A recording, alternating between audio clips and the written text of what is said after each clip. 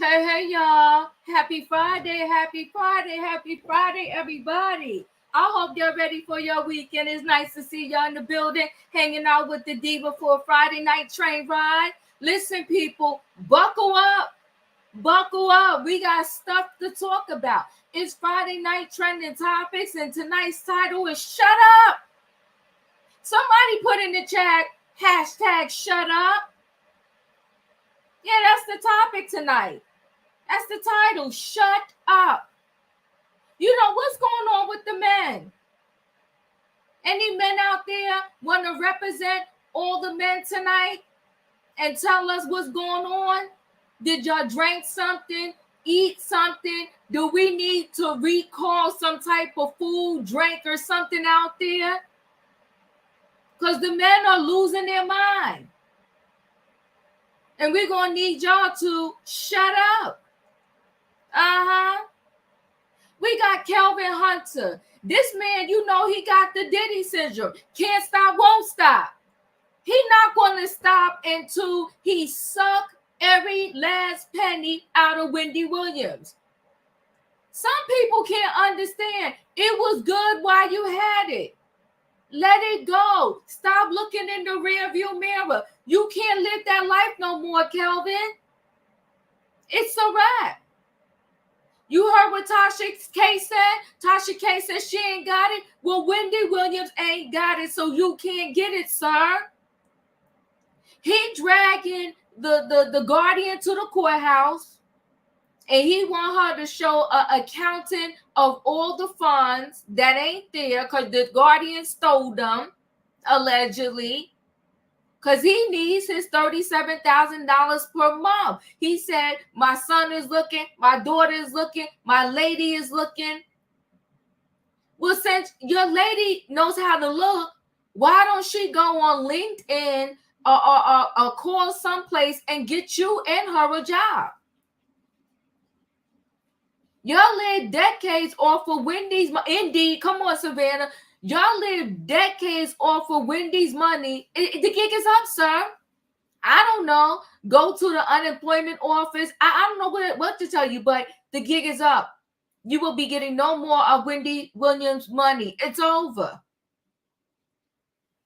And he needs to shut up because you know what he said too? He slammed Blac Chyna, Angela White. He said, Angela, don't let me tell everybody. You know what? They said this 2024 was the year's exposure, right? He said, don't let me tell the people about you. I said, whoa. He said, you was an enabler. He said, don't have me tell the people what your role was in this Wendy thing, Blac Chyna. He told her to go sit down. Good gosh almighty. We're going to get into it. Brandon, I love you. Thank you so much for the super chat. But Diva, you said Kelvin loved Wendy. You come on, you better remind Diva what I said. I sure did. But you know what though? Even Diva makes mistakes. I thought he did. But he's a whole troll. And I'm going to need him now in 2024 to shut up. Then we got Brian McKnight. You know, a lot of times we toss around mental health, right? And none of us, we're not claiming over here that we know how to diagnose people. We ain't doing all that. Over here, we just have conversation and we talk. And if you enjoy our talk and our conversation, you drop by Monday through Friday, 8 p.m. Eastern Standard Time, and we're here and we'll be talking about stuff. So we just be talking. Now, we throw around mental illness a lot sometimes when we see different stories. We be like, oh, that person, who can do that? That person got to be mentally ill. But, you know, I'm leaning towards something's wrong with Brian McKnight. Something's wrong with him. But you know what? Something got to be even more wrong with his wife. There is no way I would be with a man that every time he turned around, he's talking ill about his other biological children. I couldn't do it. I couldn't do it. You talking bad about your biological children. I wouldn't even care if the child was a menace to society. There's no way I would be with a man that every time he woke up, Because if he's spitting venom online, then that means he's spitting venom in the household all day long about these kids. So do I say this man is just evil? Or do I say maybe mentally he got something going wrong? But either way, he has the thought process. And I'm going to need Brian McKnight to shut up because he said he's not going to acknowledge kids that was made out of sin. This man, ooh, child. Ooh. And we wonder why there are some adults out there and people out in the world that are angry with the world. What do you do when you got a father like Brian McKnight? I'm going to need him to shut up. Do the Beyonce challenge and mute himself for life. Just don't talk. But we're going to talk about it. And then we got to talk about Shyne. You know, when Shyne got out of jail after doing 8 years, yeah, he did an 8-year bid. I don't know where he was. I don't know where he was, right? I don't know where he was in New York, but he did 8 years in somebody's prison somewhere in the city. Did 8 years. And now when he came out, well, let me back up. When he came out of jail, he went and did an interview with Tamron Hall. I love Tamron Hall. And he sat on the Tamron Hall show because Tamron Hall tried to get herself a moment. Yes, she did. And you can't blame her. That's what everybody doing now. They doing the interviews because they want a viral moment. They want the Cat Williams effect when they do these interviews. So that's what Tamron Hall tried to do when Shyne came out to visit her and she did an interview with Shyne. Shyne came out of jail, went to the Tamron Hall show. I saw the whole thing. He sat up there. He had his suit on. He was acting as if, he was all about forgiveness and love. He said he had no ill will towards Diddy. He said he was a kid when that happened. That was then, this is now. And he came to Tamron Hall to promote Belize. And he said it's a beautiful place and he wants everybody to come and visit it. He never told Tamron Hall, oh, I was innocent. No, he did not. Because I watched the whole interview. Matter of fact, if you go back in my catalog, I did a video on said interview because I was like, wow, I was in awe. I was like, look at this man. I don't know if I could have done it. You went to jail 8 years. Everybody else that night was free. And you don't have nothing in you but forgiveness and love. I said, woo, I could learn a little something from him. But hold on, wait a minute. Now here we are in 2024, and I got to tell Shyne, shut up. Shut up. So you have this young lady, her name is Natanya Rubin. From in 1999, when she was in that club, and the pow pow hit her smack dead in between her eyes, she still got fragments of the night in her face, because y'all know I gotta be easy now with your YouTube. Fragments are still in her face, and from the moment it happened to her, she told the po-po, she told the doctors, she told the nurses, she told her kids, now she's telling her grandkids, anybody that will listen to her. She said, Diddy did it. Diddy went on trial. He was found not guilty. And she said for 24 years, that man has harassed her. All he had to pay her was $1 million. She got $1 million out of the situation. She said, but the whole 24 years, for 2 decades plus, this is the time, this ain't Diva. She said that Diddy harassed her. She's still talking now. She wants the people to come operate on her, take some fragments out of her face, send it out there to the lab to prove that it was Diddy. So now Shyne does an interview over there in Belize. And now Shyne talking about, I been said I was innocent. Well, when, Shyne? When? He said, I been said I was just defending myself. Which one is it, Shyne? Because I can help me, because sometimes I'm a little slow. Help me understand. You innocent, but you was defending yourself. What happened? And he said the victims are vindicating him. Well, what victim? Can you show me the video? What victim vindicated you, Shyne? Because Natanya Rubin, when she was asked by the news outlet, what was her thoughts on you going to jail? She said you deserved it because you was on a podcast saying that you pow one of the people in the club in the shoulder. So what are you talking about, Shyne? Who vindicated you? When did you tell your innocence? And if you watch this interview with Shyne, he tripping over his word like he's still scared to say Diddy did it. So you got a whole young lady who's bold enough to call Diddy's name over and over and over again. But you as a man, you can't sit up and pump your chest up and say, you know what, that night I took the fall, but Diddy did it. The person interviewing him said, can you confirm what Natanya Rubin is saying? Did Diddy do it? He like, I don't want to say nothing on that. Huh? Well, then shut up. Shut up, Shyne. You know, when I was growing up, I think the saying was shut up or put up. If you ain't going to put up no names, Shyne, if you ain't going to tell us what happened, if you're not going to tell us the truth, if you still punking out, you still scared, then don't do any interview. Shut up. Shut up. Because in that same interview, he had said, well, I want to thank Diddy for all the money he donated to Belize. So see, you know what the problem is with a lot of these people that witness the alleged crimes of Diddy? They can't talk because all of them reap the benefits through some type of cash payment, allegedly.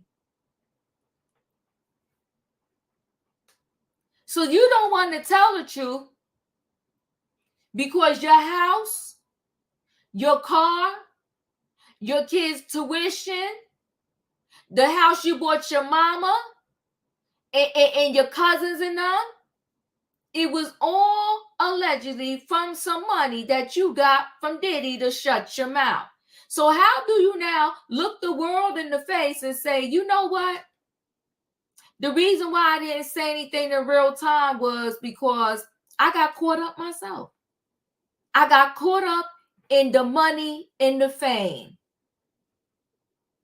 That's why the feds is having trouble now.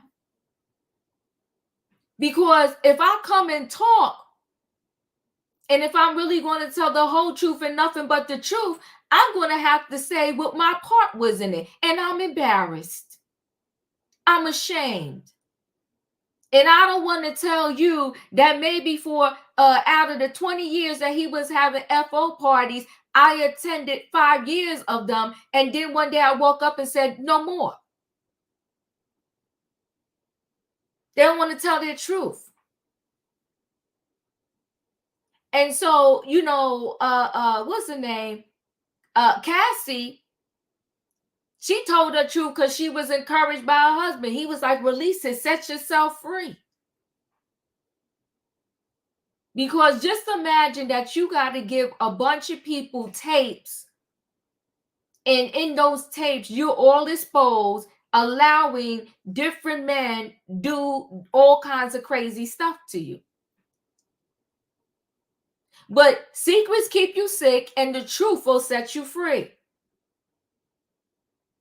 So Cassie, she's able to purge now. She's able to purge. But in her purge, but we ain't going to get too far into that because I don't want to take us off course tonight. In her purge, you know, everything she did was on somebody else. But you got to tell the truth and shame the devil. And the truth is, I was involved. I was this, I was that. You know, even Donald Trump Jr. Now he want to come out talking about, that's why we need a man. Shut up. Oh, my ex-wife was close to Kim Porter, and Kim Porter told my ex-wife Vanessa, that she was scared of Diddy. You don't say, Donald. Junior, you don't say? Can you give us something new? Can you tell us why you and your wife, if y'all knew so much and heard so much and knew that Kim Porter was so afraid, you didn't say something? You never heard that saying, see something, say something? Now everybody want to talk about their Diddy story. Oh my God, me. Can I go next? Can I go next? I got a Diddy story. No, you can't go next. You want to know why you can't go next? Because why can't you say something in real time? Why? Because you was benefiting off of it. Why? Because you was at the party. Why? Because if we show the video of his 50th birthday, you was there dancing. Why? Because you benefited from doing an interview with him, taping him, being a producer on something he did. So let's be clear. I'm not saying, oh, Diddy needs to get off or whatever. But what I am very clear about is shut up unless you're really going to talk. If you're going to talk, let's talk. But if you're not going to talk, then shut up, because we don't have time for the, oh, I just want to tell a Diddy story so I can be relevant for the moment. No, sir. And Donald Trump Jr., you got some nerve. You want to tell a story? Tell us about your daddy. Tell us about your daddy. And why are you on doing interviews with people on the YouTube streets when you should be down at the courthouse in New York supporting your daddy, because a lot of stuff he did, you was right by his side. So don't try to come be relevant with us, Donald Trump Jr. My wife was close to Kim Porter because they modeled together. And your wife, I hope she's sleeping, your ex-wife, I hope she is able to sleep at night knowing that because she didn't say something, unfortunately, maybe Kim Porter's not here to raise her kids and see her kids graduate, get married, and be a grandmother one day. No, I'm good, Mr. Donald Trump Jr.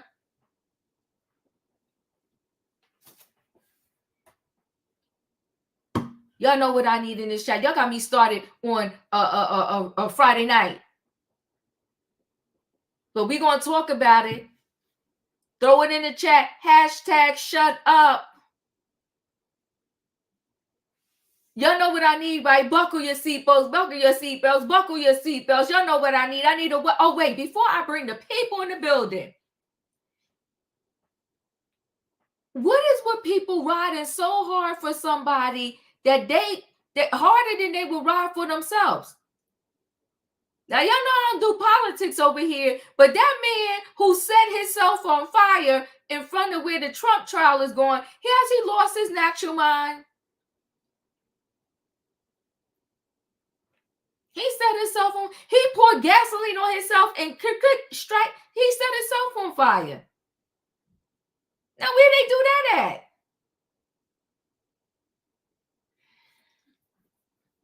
And then the worst part about it is the man is still alive. Burnt himself to a crisp. They said ashes was everywhere. Whew. He was screaming in pain, agony. He would have been better off just trying to help the man, get money to pay his bail and all this other stuff. He would have been better off helping the man do a GoFundMe. I mean, good gosh almighty. You burning yourself up, and what did that prove? That man's still going to be on trial. Anyway, guys, I see my choo-choo. I'm going to bring the people in the building so I can get a what right, everybody up. Choo-choo. All aboard, everybody. It is Friday night trending topics. Hashtag shut up, okay? We're going to need some of these men out here to just shut their mouth. Now I'm going to go ahead and load this train. And listen, everybody, you are the passengers out there in the chat. Be kind to each other. No fighting on the train. Be kind to the panelists and purchase your ticket by hitting the like button. Let me bring the people on in. Hey, Leo. Hey, Diva, catch the train, don't catch feelings. Catch the train, don't catch feeling. Hey, in my opinion. Hey, Diva, hey. Choo-choo. Choo-choo. Hey, Felicia. Savannah. Hey, Maria. Shut up, diva.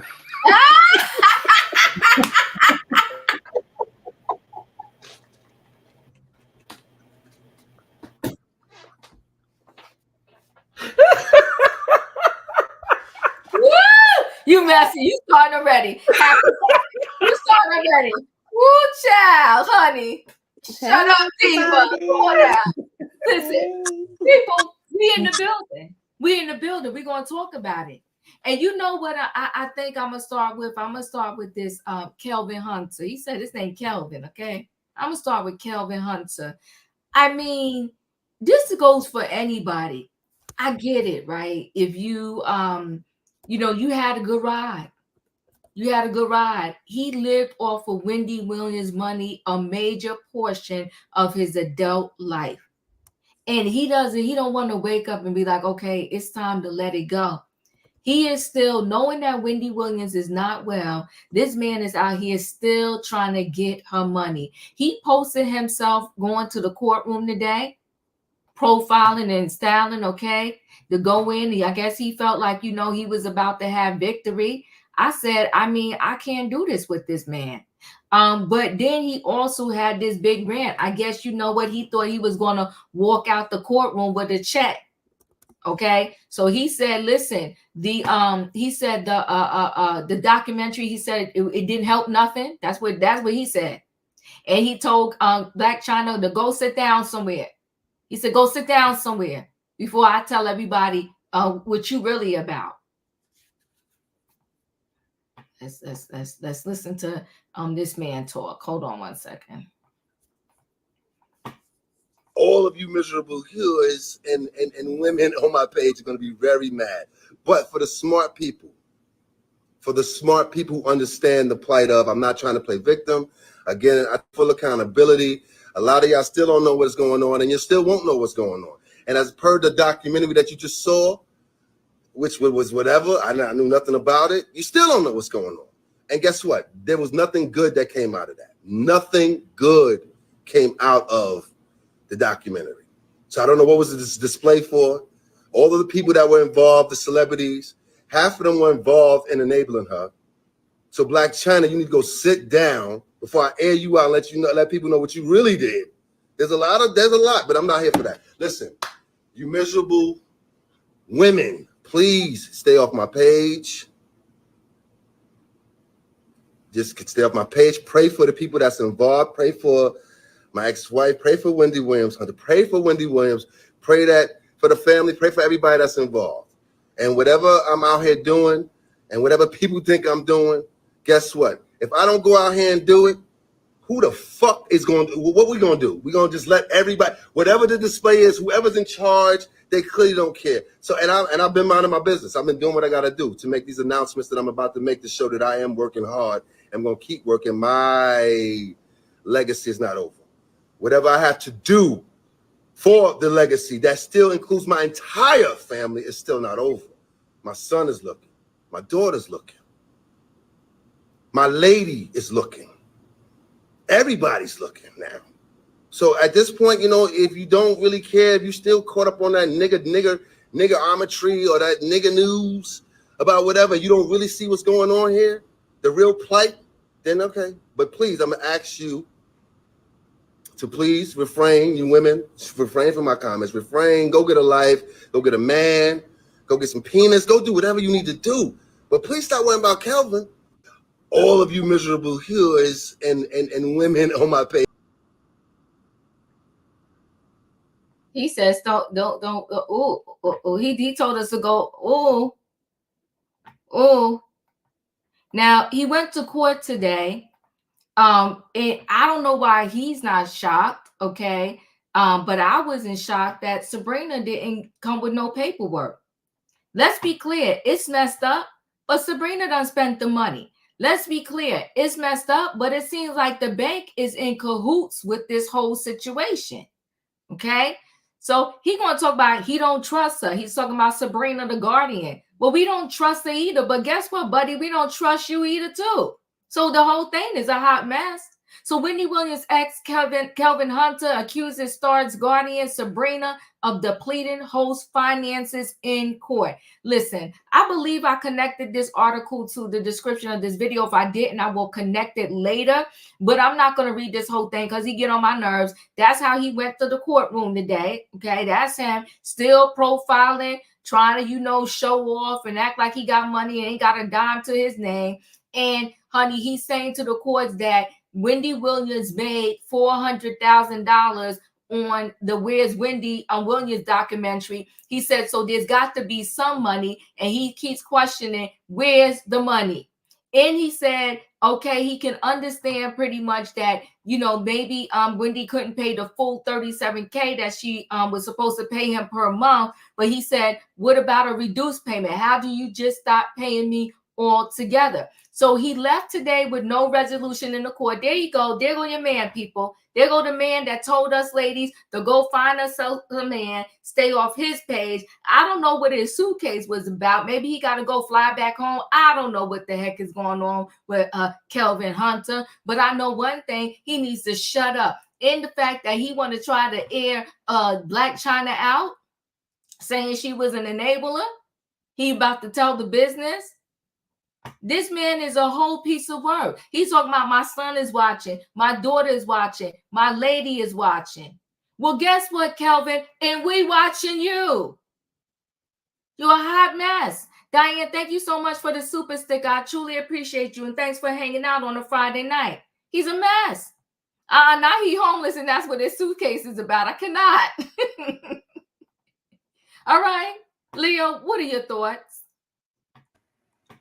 I'm so sick of Kelvin. I'm over it. I'm just totally over it.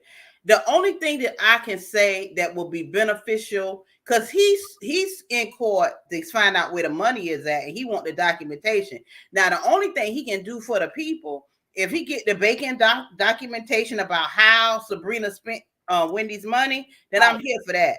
But other than that, I really don't care. He need to go ahead on, apply to a career builder, Indeed, Job Alert, somebody to go get him some employment, because it is truly over.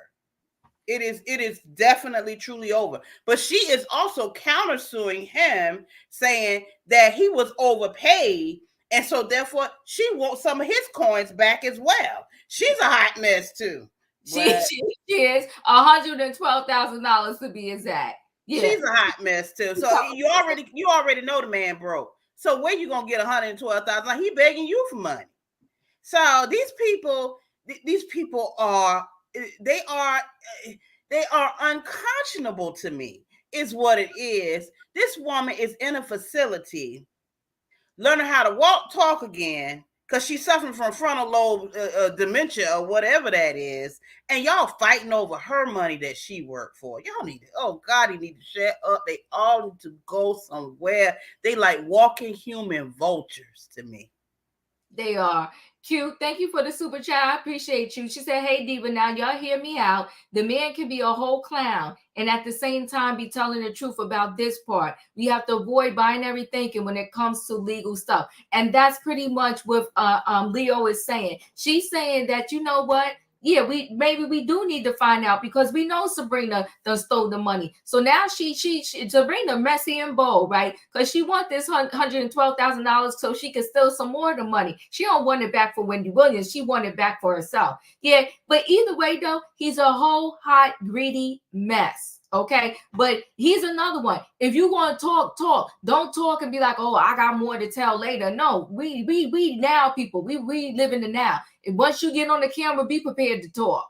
I appreciate you. Thank you. Hold on, one more thing though, Diva. Yeah. He is the same as Angela White. He need to keep her name out his mouth, because he was an enabler too. He would leave Wendy home with a bottle while he up the street with Sharina. So he need to shut up. I mean, totally. Forever. You are correct. That's facts.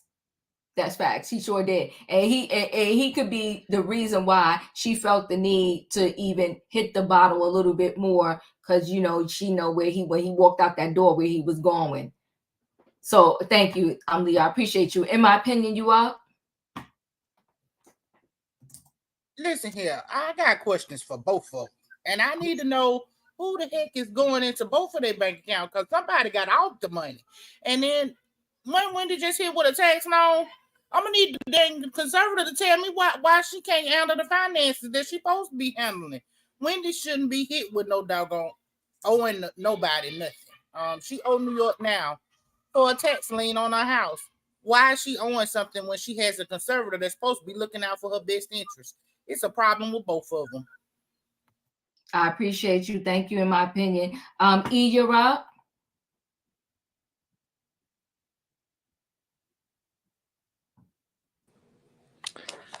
All right. So, I have to agree. Kelvin is right on one thing. We still don't know what's going on. The family doesn't know what's going on. And,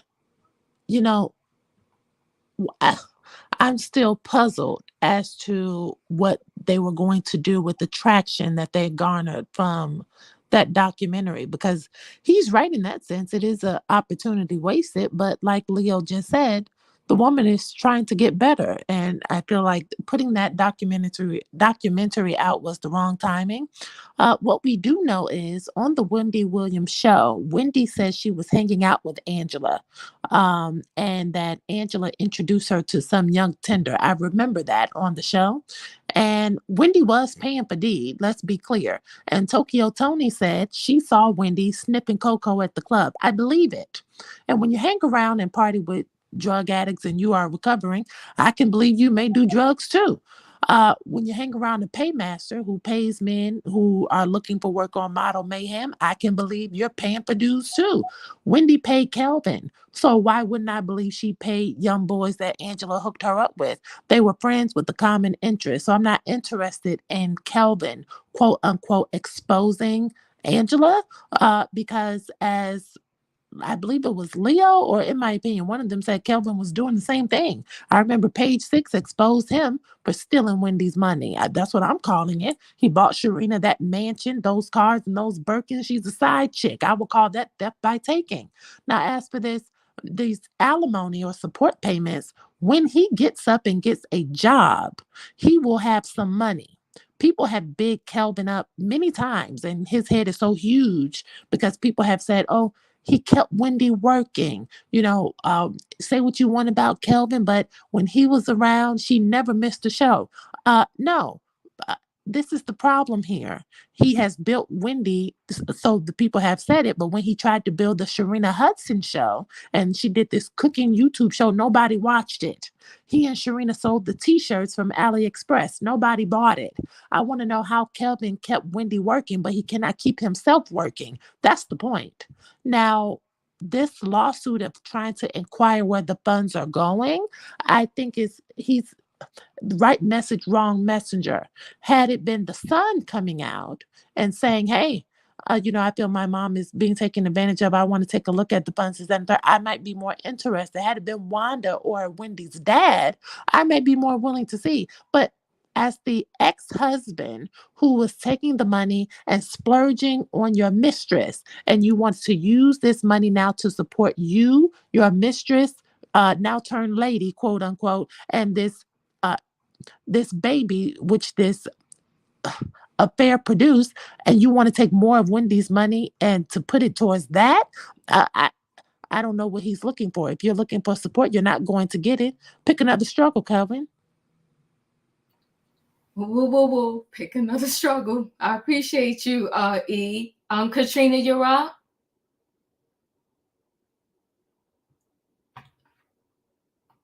Katrina, are you there? All right, I'm gonna move. We're not hearing Katrina. Roya, you're up. In the words of Aunt Bertha, this is a scheme that Todd set up for the BS, okay? Now listen here. Kelvin Hunter know exactly what's going on. I believe that him and Miss Thang Thang are all in connection together with taking Wendy's money, and he's just trying to make a fuss about it to throw everybody off. That's really what I feel. I don't believe that he is just so innocent. Like, you've been taking her money all of these years, and then now all of a sudden, like, You don't have anything. You don't know nothing that's going on. Like, I just find it very hard to believe. The way that he has set up here and disrespected women, the way he has disrespected women on the platform that we watched today, I can only imagine how he treated Wendy during their marriage and how he treats Sharina now and this young daughter that he is raising.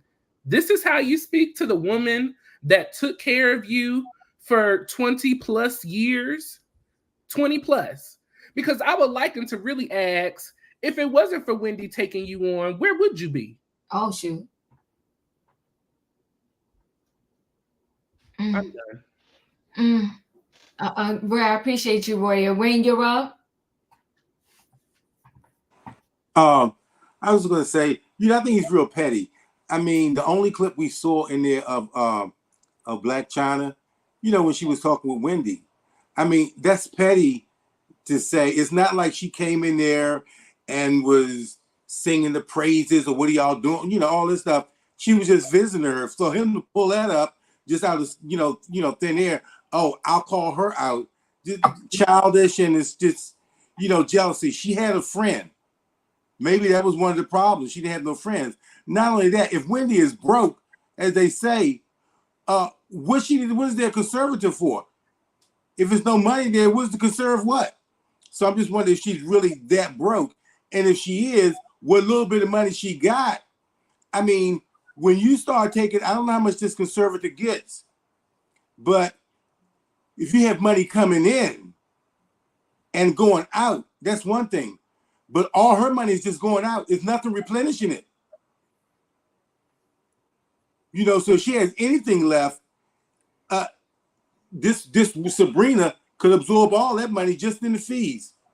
That's it.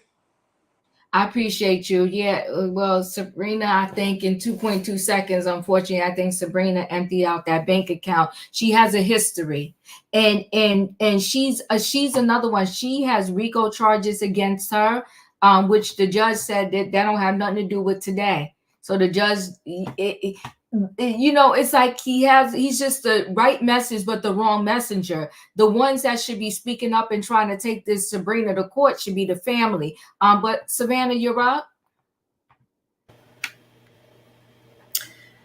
The only thing that I'm going to agree with on that big fool is that we are going to continue to pray for Wendy and that she gets the medical attention that she so needs and needed. That documentary did answer all of our questions as her audience and fans of many, many years.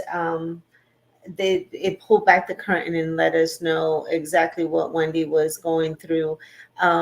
I gained a whole new level of respect for Angela White because she actually connected and saw Wendy as in her state of vulnerability and was there for her in the capacity of a friend.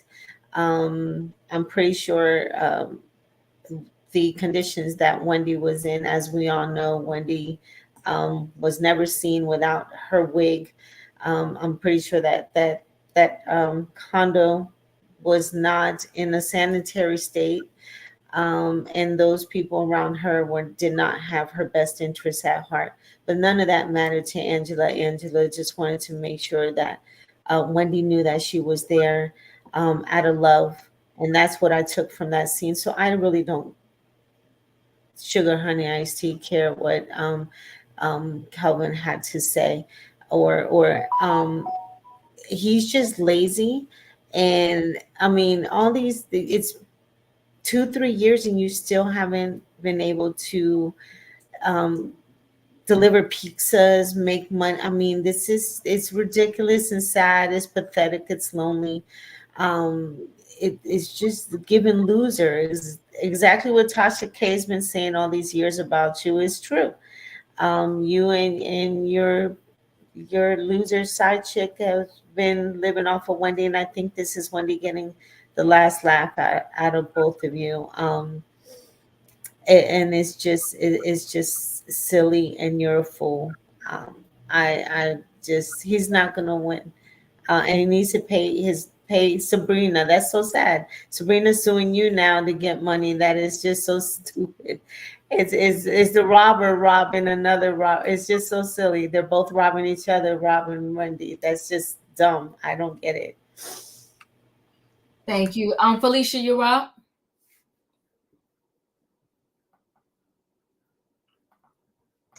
Hey, everybody, and good evening all. I don't have much of a comment, but I must say that through all of this, I'm trying to understand, why did the judge tell the conservator something about not coming to court without any documents? Now, that is highly unusual. When you're subpoenaed to come to court, they tell you what to bring. Mm-hmm. How do you show up with nothing? How does that happen? Because the court's in it with her. This is a tragedy. It is.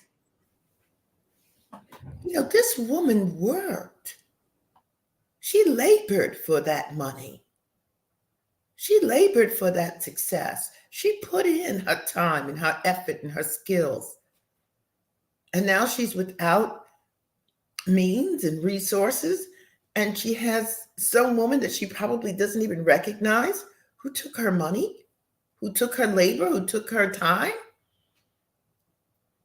This is very unusual for you to show up at court with no documentation.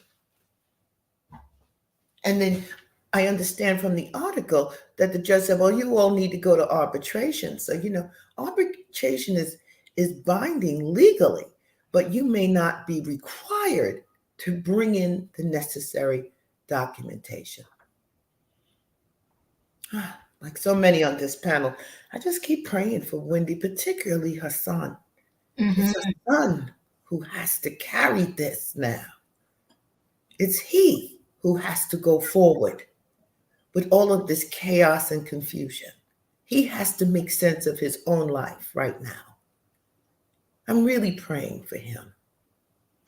I'm done. Thank you, Felicia. I appreciate you saying that, because yes, she was allowed to come with nothing. So it goes back to, he got the right message, but he's the wrong messenger, because they said the courts have a whole scam with this guardianship thing, and who's on the list to be a guardian, and how they get appointed, and how it could just happen. You could be in your right state of mind, and behind your back, you're appointing some guardian, and it's total insanity.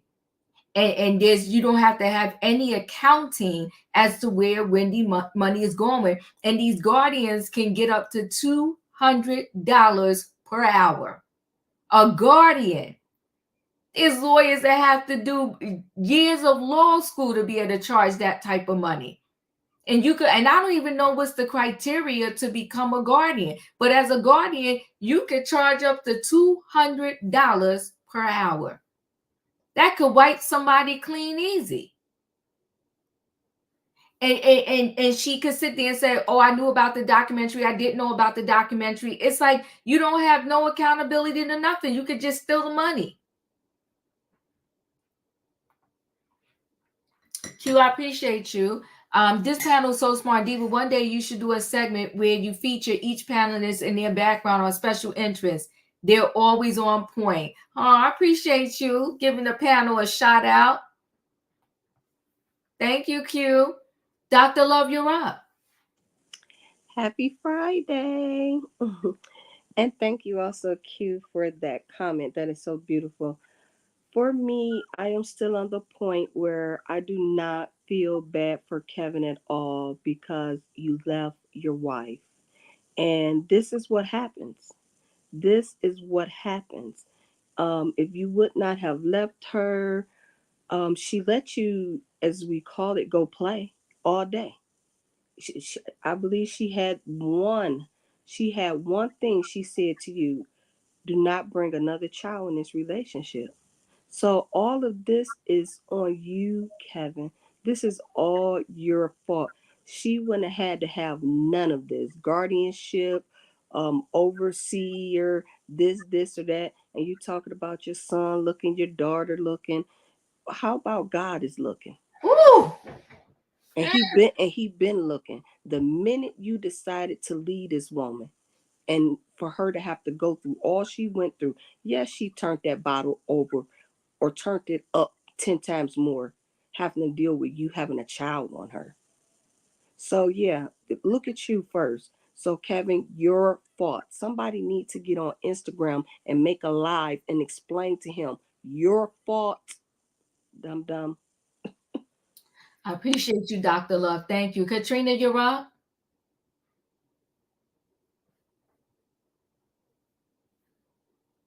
Okay, I don't know. Something's going on with Katrina thing, but we're gonna move forward. So the only reason why he wants access to the financial records is because he has a claim in terms of his servants' pay that he was supposed to get as a order from the court when they got divorced, and it was about $37K per month.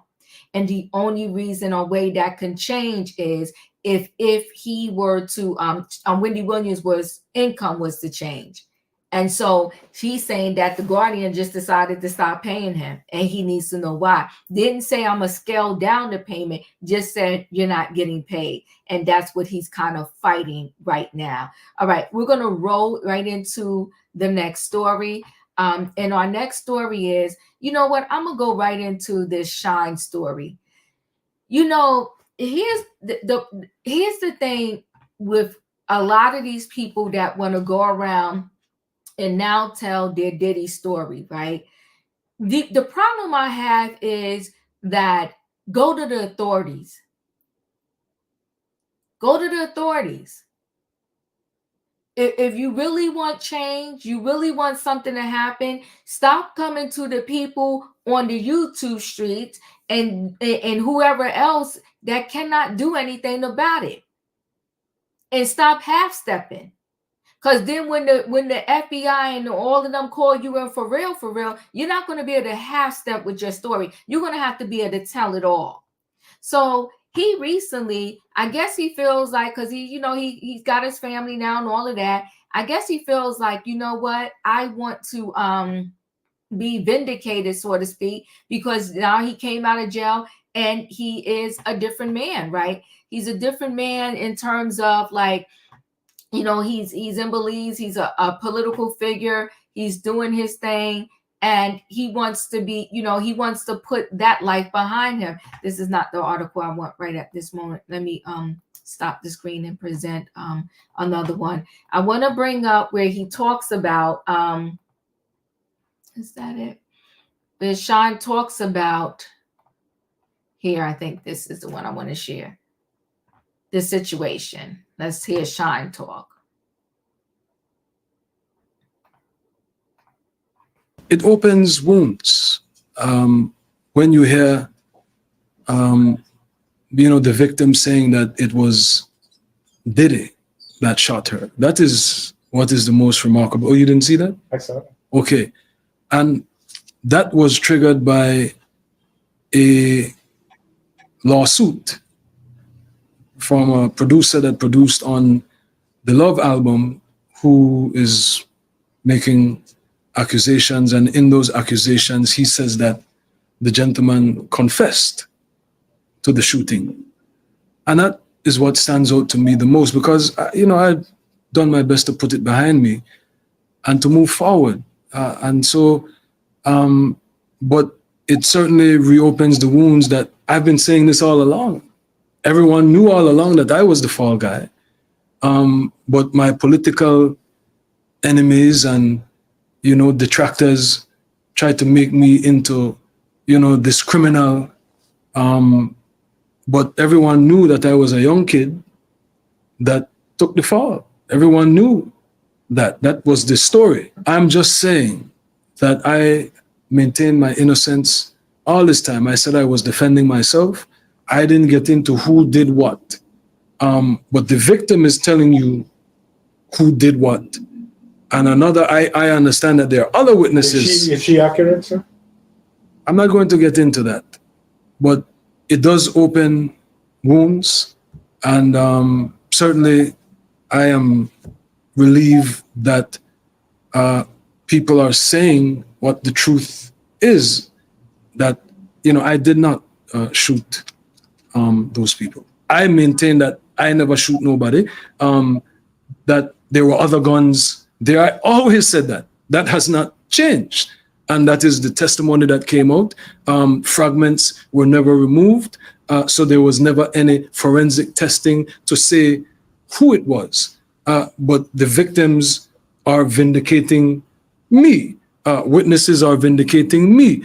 But I have moved on. I'm not trying to relive that. And so I am appreciative of whatever contributions Diddy has made to help the people of Belize. I wish him well. I pray for him, and I pray for the alleged victims. And if it is true, may justice be served. If it is not, it's a tragedy, because a global icon would have been destroyed.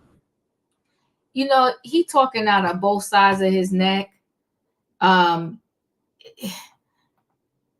I want to shut up. So he's 10 toes down that, he did not, he's totally innocent, right? But see, you know what the problem is? The problem always is that these people, they love to go on podcasts, run their mouth, and then they forget what they said.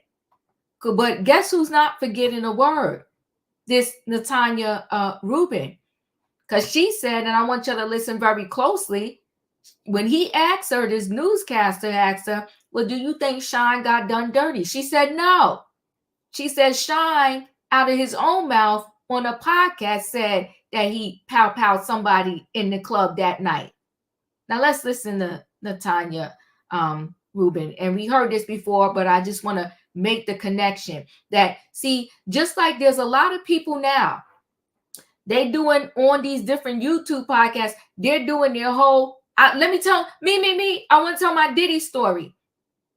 But they better learn from Keefy D. It's all fun and games while you think you just telling it, but then when the FBI come knock on your door, raid your house, confiscate all of your electronics, and then you have to ask questions, and then you want to sit up there and try to tell them you was just doing it for play, they're not going to have that. This is real life. We're adults now, and everything you say or do can and will be used against you. Now let's play this. With Natanya Rubin, and you remember we talked to her. She says that Diddy is the one who shot her at that club. But the supporters are now saying that Diddy didn't even want to take a plea deal in the 1999 club shooting because he was, quote, so sure of his innocence. They also said that information from someone who is claiming things that aren't true, who's looking for a payday. They said payday is not going to change that. Natanya Rubin joins us once again now. Natanya, we appreciate your time again. First of all, I want to know your reaction to these people now around Diddy who are coming out in support of him, saying that he was so sure of his innocence and that that's the reason he didn't take a plea deal in the case that you were involved in where you got shot. So first and foremost, Brian, thank you for having me back on. And I give very little credibility to what they're saying because while everyone else is Monday morning quarterbacking, I am the survivor. And it is my assertion wholeheartedly that Mr. Combs was inappropriately charged originally. His charges should have mirrored that of Mr. Jamal Shyne Barrow. He should have been charged with attempted murder, a reckless endangerment, criminal possession of a weapon, and firing that weapon in an open environment. And you bring up Shyne. One of the questions that I've gotten several times since the last time we spoke to you is that people want to know whether you believe that Shyne was convicted of a crime he didn't commit because he is the one who ultimately... Absolutely not. Jamal Shyne Barrow admitted on the Combat Jack podcast back in the days, rest in peace to Combat Jack, he admitted that he fired his gun and shot Julius Jones in the shoulder. Mr. Combs did not have accountability for what he did. I physically, who better to tell you what happened than the person who got shot smack dab in between my eyes? Back then, Natanya, do you feel like they had made up their mind about who they were going to blame for this before they even talked to you, or? Listen, here's what I know beyond a shadow of a doubt. Respectability politics. He was a notable figure. He was a multimillionaire. He had popularity, fame, all of a perfect storm of you get away with it. We know the country we live in. Unfortunately, those who have the money can oftentimes get away with their crimes, unfortunately. And those who don't have the same social ranking are overlooked. And that's what has happened. By the grace of God, God saw fit to keep me whole, keep my mind sane and functioning, and keep me alive for such a time as this. She's standing on ready. She's standing on ready. But I played that again to show you where she said, Jamal, who is AKA Shyne. She said, no, he got charged appropriately because he went on a podcast and said that he had some involvement in this thing. Now he want to sit there talking about I'm innocent. I was the fall guy. I don't know nothing. I'm not confirming nothing. I'm not saying nothing. I'm just saying the victims are saying I'm innocent. Well, he need to show me the victim that's saying he's innocent. Leo, you're up. Diva, I got something going on. Just pass me for this. Okay, no problem. Yeah. In my opinion, are you there? In my opinion, Sorry, I fight with the mute button. no problem. Listen here. It looked like Shyne want to do two things, okay? First of all, he wants to exonerate himself, and secondly, he don't want to tell on Diddy. But I'm gonna need him to pick a struggle, okay? Ooh. Pick a struggle, baby. You can't ride both sides of those fences. I know everybody want to be a defense rider like Karen, but I'm gonna need him to pick a side. Okay, either you did it or you didn't do it. And then if you didn't do it, who did it? Because it was only three of y'all. It was you, Diddy, and J-Lo. So who was it? Pick a side, honey. Pick a side or shut up. I hear you. Thank you. In my opinion, E, you're up. Well, when I talk about 13.2 million men being degenerate, this is what I'm talking about. Either you're for the victims or you're not. And what have I said before? Men are afraid of other men, even at the cost of their own freedom. He spoke about having popularity. He spoke about having success and material gains. He said in that video that the woman came out and said Diddy did it, and that vindicates him. Well, that's wild to me that he refuses to vindicate her back. Because if she's saying that Diddy did it and you were there, why aren't you saying that? She said Diddy did it, but when they asked Shyne if Diddy did it, he said, I don't want to get into that. Well, why not? What the hell are we doing here? Shyne blamed this quote unquote wrongful conviction on his political enemy. So this is where we do the bait and switch. Okay. Trump did it. Okay. For all I know. And then he called the light of events triggering for him. And he also went on to speak about God. But then he flipped it and doubled back and started praising the devil at the same time, because he said, I'm praying for Diddy. I wish him well. Well, wait a minute. I thought this was so triggering, and I thought in the light of events, you had learned something here. So how are you wishing this man well, and you served all this time? You're praising a man against the woman who just vindicated your innocence, let you tell it, and you're still throwing her under the bus. So what I translated that to mean when he called Diddy a global icon was that even on Diddy's way down, Shyne still doesn't want any smoke. He don't want any smoke with Diddy right now.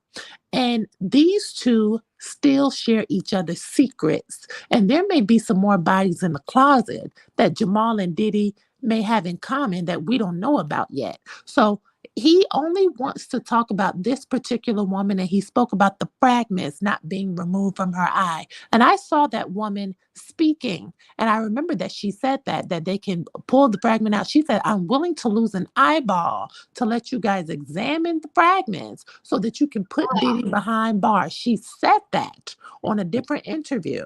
And now you got this man, he could be a witness to come to this woman's support, and he won't even say that, oh, I don't want to get into it.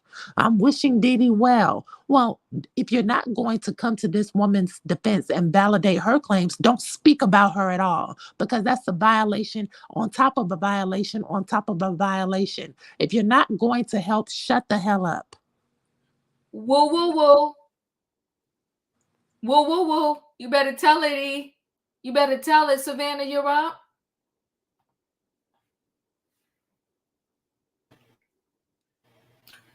It just amazes me that Shyne still can't stand on business after sacrificing how many years 8 of years. his freedom? 8 years, and he still can't come out and speak the truth. This woman's story has not changed after 20 plus years, after still saying that Sean Combs has been harassing her, has been making her life a living hell, has been damaging her vehicle, torturing her, making, coming to her home, and still not, because she had won that judgment against him. But her story has never changed. And here, Shyne has not, can't even come out and say, tell the truth about of what happened that night.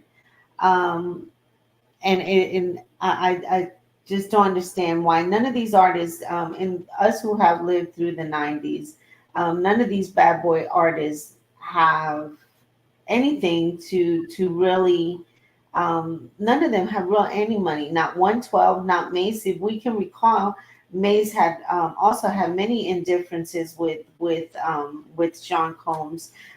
They also had major beef. He came out of retirement and also had some issues with Sean. I'm trying to recall why they were fighting, but I also know that they had some issues. And I know in that night that issue happened, the object was in Jennifer's purse, because in the Hispanic community, they had demanded that Jennifer's mother get her away from Sean, because she was up and coming in her career, and they had demanded that her mother get her away from Sean, and that was one of the reasons why they broke up. Because I remember her doing the movie with Robin Williams. I believe it was Jack, and it was big in the tabloids, in the Spanish tabloids at that time when this incident happened. And her mugshot was all over the tabloids in Puerto Rico at that time. And they demanded that Jennifer get away, because she was the Spanish darling at that time.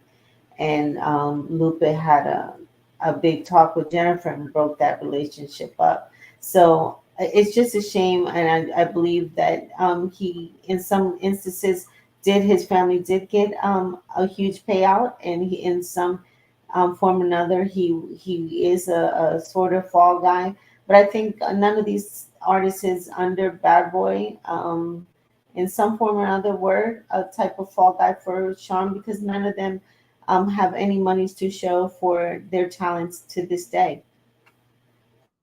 They were all ripped off by Puffy in one way or another. Thank you, Savannah. Felicia, you up?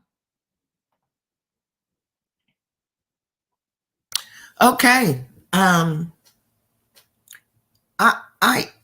as I listen to this interview here with our current Belizean politician, it dawned on me that he didn't get enough time in jail. Yeah. Oh, Mm-hmm. oh Yeah. God. Yeah. 8 years wasn't enough. Mm-mm. One of the things many people hope for is that when you are put away, when your freedom is taken, that you have enough time to reflect upon your actions. Okay. And understand what you have done wrong. Now, this was a recent interview, correct? Yes, it was. And from what I was listening, I didn't hear him take accountability for anything. Because he said he innocent. He said he didn't want to get into it. So I think he didn't get enough time. I think if he'd gotten 20 years. Oh my gosh. Then maybe he could have been in there reflecting.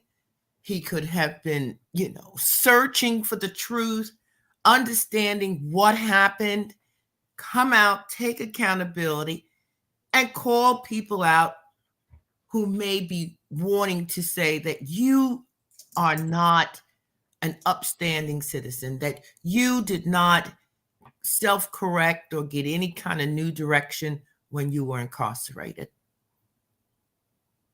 And it's unfortunate because someone in your chat said, well, you know what?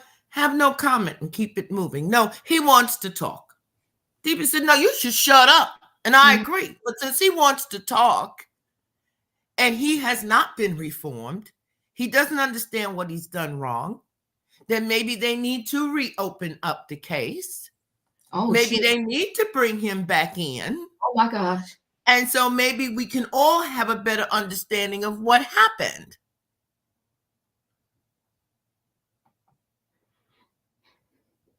Because I'm disappointed. Mm-hmm. People were hurt. Yes.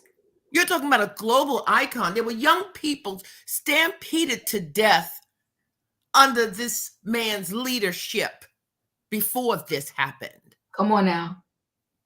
And I don't want to hear another piece of I was a young kid. I mean, did y'all catch that? Yes, I did. Everyone. And, you know, I hate that word, everyone, everybody. We all knew. No, we didn't. No, we didn't. I was a young kid. I was, you know, but no. You need more time behind bars, sir. We need to have this whole case reopened. I don't know who was carrying what. I don't know who was doing what. The word was that you said it wasn't you, but you were going to be this person. You were going to be compensated, and then you were going to go and do the time. Now you're saying, I too was a victim. Well, let's reopen it. Let's see what the truth is. And if you didn't get enough time, let's send you back. Oh my gosh. So you can figure out what it was you did wrong so that we don't have to feel uncomfortable around you. I'm done. Ooh, Roy, you're up. I'm here for it, Felicia. You know what it's giving? It's giving shut up, Shyne. Mm-hmm. You passing the buck just like everybody else. We have people who's I want to use the right word, okay? We have victims whose killers, sorry, YouTube, are still out here harming other people and still have them on edge. Is it post-traumatic stress disorder, PTSD, Diva? Mm-hmm. This young woman, I can't imagine what it's like to have gone through that and to then say out loud, y'all can take my eye, to see the fragments. Like, this is somebody's reality. This is somebody's life. Like, I don't understand if the celebrities and the rappers and everybody just think like life is a video game. We can do what we want to do and then we can revert back. Like, you said yourself, Shyne, that you didn't do it. So what they say, Diva, the Black woman is always the last one to be thought about. The Black woman is always the last one to be seen and heard. And it's continuing to happen today. Your fellow Black, you harmed your fellow Black women and male and many others. And this is the thanks that we are still receiving, people covering for him. It's utterly ridiculous. It's a shame. And I do think you need to go back and have some more time to think about what you are still thinking today. Because the button still obviously ain't clicked. The elevator ain't going to the top floor. Ooh. Thank you, Roy. Tay, you're up. Well, hello, everybody. This right here, neither he gonna open his mouth or he gonna shut it. Because which one you gonna do? Because you wasting everybody's time with this right here. Probably for teaching. That's all I gotta say about there. I appreciate you, Tay. Thank you. Katrina, you're up. Can you hear me now, Diva? Yes, I can. Okay. Is this the woman that he was supposed to shoot, but Pow Pow, but she said it was Diddy? Is this the same woman? Yes. Okay. So he went to court saying that he did it, right? he didn't really admit to it. They blamed it on him, and he was found guilty. Okay, so he never said that he was the one that pow somebody. Right. Okay. So it just baffled me. They always find God when they're in that cot. And then when they come out, y'all so stupid.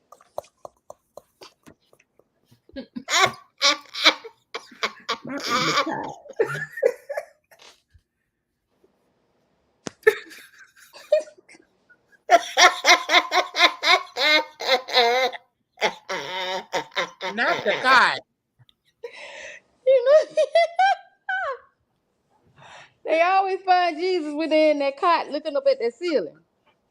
But when they outside doing everything they want to do, Jesus ain't nowhere around. You don't even call on him. I mean, he's nowhere to be found. But as soon as you get in there and you need some salvation, you looking for Jesus then. And what I'm saying to him is, if he said that he did it, and now saying that he didn't do it, he's gonna get found for perjury because you perjured yourself. So that's another crime. That's another violation. So if Diddy did this, which everybody thought that he did anyway, we just thought that he got the payoff. So you went through this. Now you trying to say that it's Diddy, but you wish Diddy well. Why would you wish somebody well unless he paid you well, which I doubt it, because Diddy don't pay anybody. But why would you wish somebody well that you had to serve 8 years in a cot looking for your higher power? And he's still out running around doing whatever he wants to do, dancing that crazy dance on stage, hopping around like a jumping frog. He's still doing what he want to do, but you still up in there. It's ridiculous. And now you want to come out and say that Diddy did it and not you? Too late. It's $1 late. You let this woman suffer. You had this woman. $2 $1. You had this woman thinking like, okay, I have nobody backing me. Nobody believe me because I'm saying it's Diddy, but nobody believe what I'm saying. So yeah, you could have corroborated and let people knew that this woman was telling the truth. And now it's how many years ago? And she's still fighting for the truth. And you still ain't telling the truth. So I don't even know. Like you said, Diva, shut up. Just shut up. Just shut up. That's all. Thank you, Katrina. I appreciate you. It's 25 years later and she's still standing on business. But see, the difference with her is she said she was standing on business from the moment it happened. She's a bad mama jamma. She was standing on business from the moment it happened. She said, I said it then, I said it now. And she said, no, Shyne got what he got. And he deserved to get what he got. And she said, the only thing I wanted was for Diddy to be brought up on the same charges. Because they brought Diddy up on tampering with evidence. I forgot the exact charges, but his charges were not the same at all. And tampering with witnesses and something else. But it was not the same as Shyne's. Dustin, you're up. I see you in the building. Happy Friday. Happy Friday, Diva. They always say too late, $1 short, don't they? He's clutch. He's $1 short. Come on now, Dustin. All right now. He's a lot of late, so he needs to pay the time. You do the crime, you do the time. That's my opinion on that one. And I'm also in the front. I'll get my new wheelchair next week, so I'm just gonna make that announcement real quick. I'm happy for you, Dustin. Congratulations. Yeah. All right, guys. We're gonna roll into this next story. But Shyne, do better. And I know he's married now. He has a little daughter, and yes, he wants to run and be a political figure and all of that stuff. But just like you can sit there and say that this woman has gonna protect that daughter better than he protected himself. Yeah. And the woman that he claiming is vindicated him. Like everybody said, give her the same thing back. You're going to let her put all this on her back and you're going to say, well, you don't want to talk about said situation? We're going to roll into this last story. Which, you know what? This story broke my heart. I want to say we dealt with it sometime last year, maybe in the summer or whatever. I don't understand Brian McKnight. I really don't. Okay, so you don't like your biological kids you had before your current marriage. So why not just say nothing about them at all? When you have a father similar to like Monique the comedian, who will use a public platform to talk ill about the child they made, I will never understand it. I will never understand. You know, Latasha, I'm starting to think that. I really am. I'm starting to think that this man is completely psychotic. Like something is not right with him. Now, thank God for the children that their mother, oh, she's solid as a rock. She's a good person. She's doing better than most. She's a good example of how you handle said situations. Let me first go. I gotta make sure. I'm trying to see, where do I have this at? I'm trying to find the oh, here it is.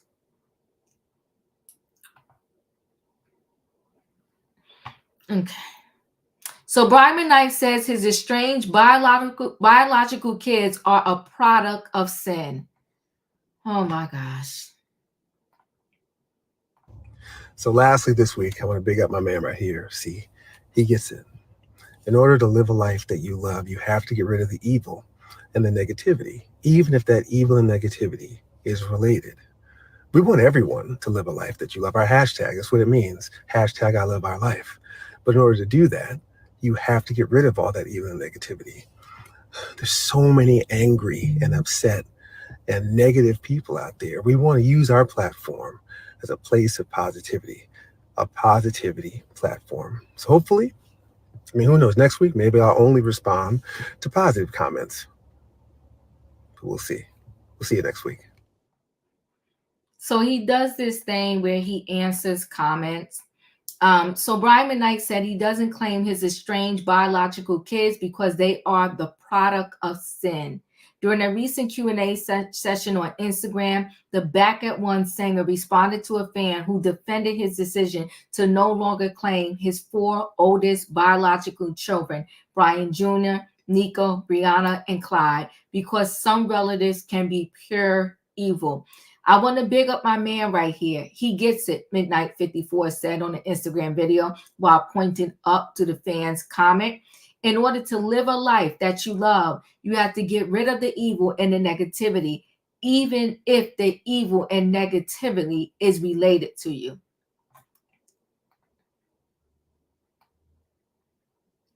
A separate fan commented on the 17-time Grammy nominee post, writing that McKnight disowned his children and has gone against God. The Anytime singer replied, number one, God wasn't talking about children that are the product of sin, which these are. 2, I didn't raise them, their mothers did. 3, know the whole story before quoting the Bible. 4, take your inaccurate negativity off my page and try being happy. McKnight has been at odds with his 4 oldest children for years. Last October, he was slammed for changing his name to become a senior to his newborn son, although he was already a senior to his eldest son, Brian Jr. So proud to introduce our son, and then that's the son's name. He captioned a snap of the infant's face on Instagram at the time. To the world with the release of my new album, lovingly created for him, Jr., because I'm also proud to officially announce that I have legally changed my name to exactly match my legacies. McKnight, who shares the newborn with his wife, Liana, said his name was now Brian Kiona, whatever, McKnight Sr. That is his ex-wife there in the picture from a while back, and the 2 boys he had together with her. So McKnight estranged wife from his 4 oldest kids, Brian Jr., Nico, Brianna, and Clyde. So they have 4 children together. That's his new wife and the latest baby there. Fans took to social media to call the R&B legend wicked and vile for trying to disassociate himself from his 4 oldest children, who he shares from previous relationships. Brian McKnight is so wicked, tweeted one critic. He changed his last name to, I don't want to mess up his name. So now he could name his newborn a Junior when he already has a son named Brian McKnight Jr. I don't know how much more wicked one can be. I never seen anyone proudly demonstrate how much they hate their children like Brian McKnight, another ad. Changing his name to match the newborn baby he's already got a junior is next level cruel. He's a trash human being for what not only he's doing, but also putting it on display for the world. And so that is his current family, okay? That is children from his previous relationship, okay? He said McKnight's oldest son reached out to his estranged father's reacted to his estranged father's name change. I'm not ashamed of my name my ancestors had, he replied. I never changed the name my own son has. We are witnessing an obscene level of self-hate. This has reached mental illness status at this point. Although it's unknown why McKnight has decided to cut off his eldest children from his life, he first hinted at a feud in 2019 when he called them entitled in a video. I never seen a day of child support, he said at the time, per Essence. I never done anything adverse to my children whatsoever. I always been there. I always been there with advice, whether they took it or not. I've always been the sounding board, and I've always been the one who had to help them achieve whatever dreams that they were wanting to reach for. The one last cry musician and his current wife tied the knot in December 2017. She's also the mom to 2 other kids, Julie and Jack, from a previous relationship. When McKnight now refers to his stepchildren and his infant son as his only kids.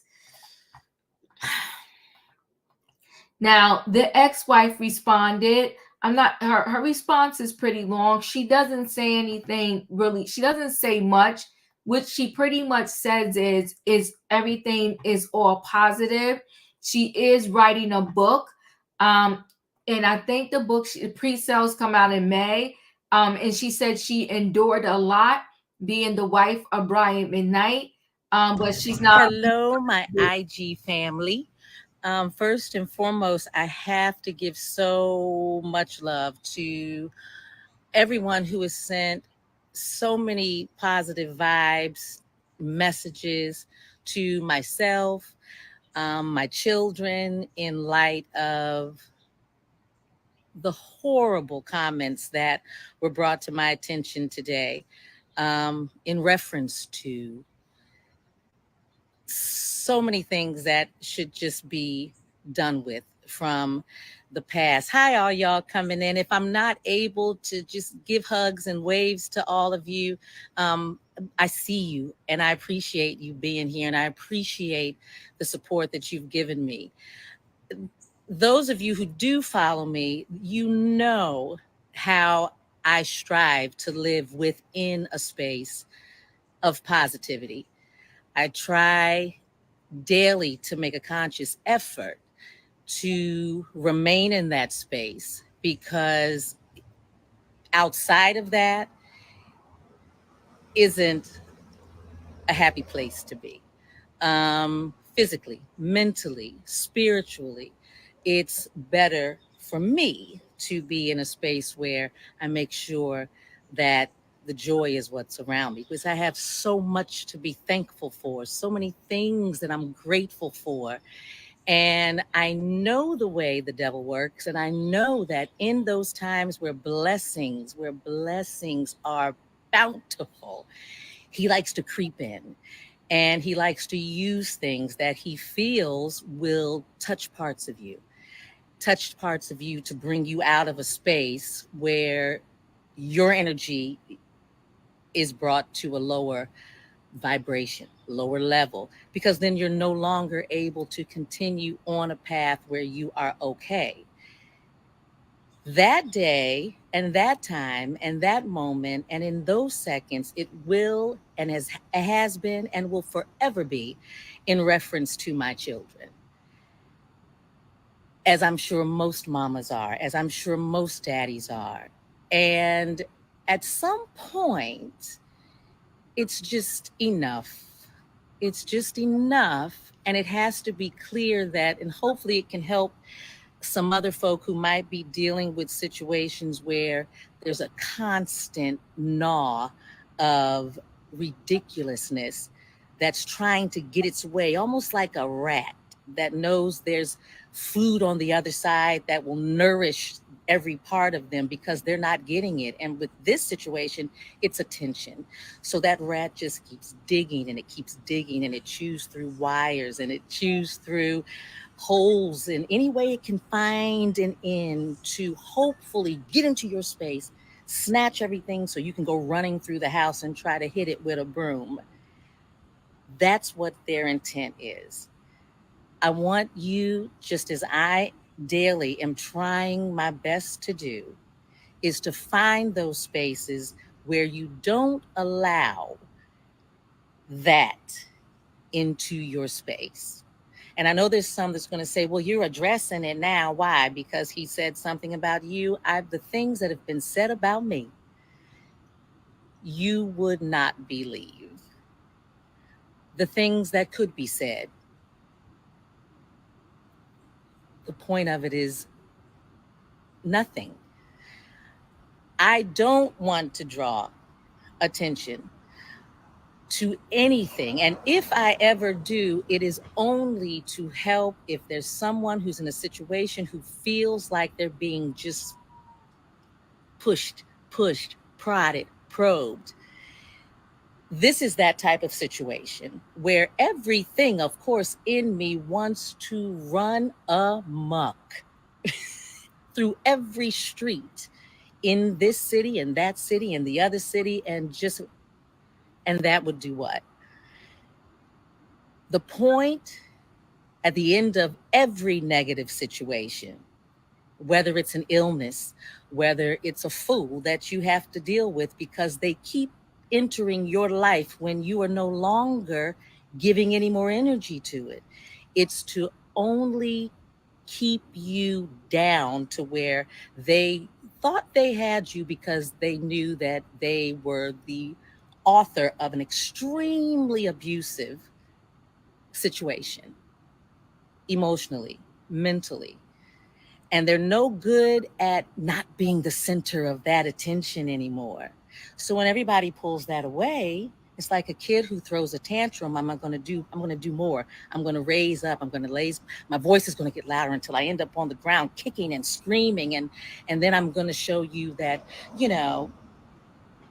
I got you. No. You continue to stay in that space that keeps you cool. And I'm telling you this from experience because this is a time where I do understand that things can hit here. And at this point, on a day like today, it's here. So it's beneficial to kind of bring it in a space that makes sense again, which leads me to this. That's all I'm going to give that. I just wanted to thank y'all so much. But on the other side, and this makes me happy and excited, a lot of the comments and a lot of the DMs I've gotten today and the virtual hugs and everything I've received, at the end of most of them is, when is the book coming out? And I'll tell you this, the book is done. Those of you that may have been or may not have been keeping up with my family, we've had a lot of things that have been going on, which brought the book a little further back because some things are just a little more important than the time I had wanted to give, and to meet with you guys at different bookstores and to sit and answer your questions and to, spend the time with you to keep building this Mama Bear tribe. And I give so much love to you Papa Bears who have come to me and have shown me strong, wonderful, amazing, respectful men who are raising their children, supporting the moms who are not allowing the negativity from either side of any situation to keep you from being there in your children's lives along with their moms. I applaud you and I love you and I thank you for that. So, as I've said, Mama Bear is done. and I had to finally put it down so I wouldn't keep reading it. And as I've said before, it was extremely painful to write. extremely painful. I went through my journal and there were things that I had total mental blocks about because they were so painful for me. There were things that my sons had no idea about. There were things that I thought I was hiding from them in reference to the toxicity that was looming through my home until we were asked to leave.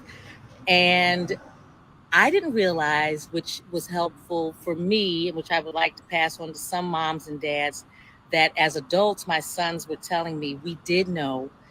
We wish we could have had conversations with you about it. We needed more communication, even within me trying to protect them. That's what we do. But I didn't look ahead to say how the life we were living in would affect them as adults in relationships they would have, in their day-to-day, in things inside that they needed to deal with that they weren't able to process because I was keeping things a secret from the press and the public, and, you know, keeping my home safe and my home under wraps as to not embarrass, you know, their father and his image. That was the loyalty. But aside from that, back to the book. She's coming pre-release, and you all hold me to this, and I am making you all keep me accountable because I know that life happens. But Mama Bear, pre-order, Mother's Day. Again, not a dig for my daddies. It's just what this is. And you will be able to do that. I will have an entirely separate page and forum where you guys can come and we can talk to each other like this. We can share different things. Everybody has a thing, and we're here to be able to help each other and support each other. And you know, my sons are also working in an arena where they want to talk to kids. They want to talk to children in these situations where they can also share. You know, they're in their 30s now. And I'm so proud of them. Ooh, I'm so proud of them. And I'll tell you another thing. Like we say down here in North Carolina, I'll tell you another further. I am so proud to have raised these men. I am so proud to have raised these men that God allowed me, knowing that I wouldn't get everything right. But he allowed me to raise them, and he allowed us to be in a space where, yes, I did have the helms to raise them predominantly on my own, with the help of my family, with the help of my friends, with the help of my community. I'm so glad we had that tribe, and I want others to feel that, and that's what we're here to do. We're not here to gossip. We're not here to keep things rolling and keep things a mess. We're not. And that has been made clear by the fact that you just really haven't heard much, have you? And that's okay.